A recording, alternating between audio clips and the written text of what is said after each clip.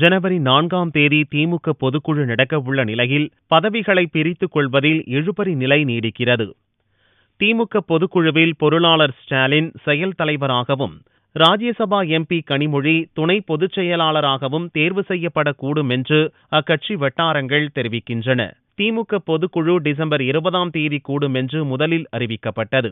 ஆனால் கருணாநிதி உடல்நலக் குறைவால் மருத்துவமனையில் அனுமதிக்கப்பட்ட நிலையில் அக்கூட்டம் ரத்து செய்யப்பட்டது. ஜனவரி 4ஆம் தேதி பொதுக்குழு நடக்கவுள்ள நிலையில் பதவிகளை பிரித்துக் கொள்வதில் குடுமிப்பிடி சண்டை நடப்பதாக கூறப்படுகிறது. செயல் தலைவர் அல்லது துணைத் தலைவர் பதவியை எப்படியும் பெற்று விடுவதில் ஸ்டாலின் தரப்பு மும்முரமாக இருக்கும் நிலையில் சர்க்குண பாண்டியன் வகித்த துணை பொதுச் செயலர் பதவியை கனிமொழிக்குத்தான் தர வேண்டும் என்று ராஜாத்தி அம்மாள் தரப்பு நெருக்கடி கொடுக்கிறதாம்.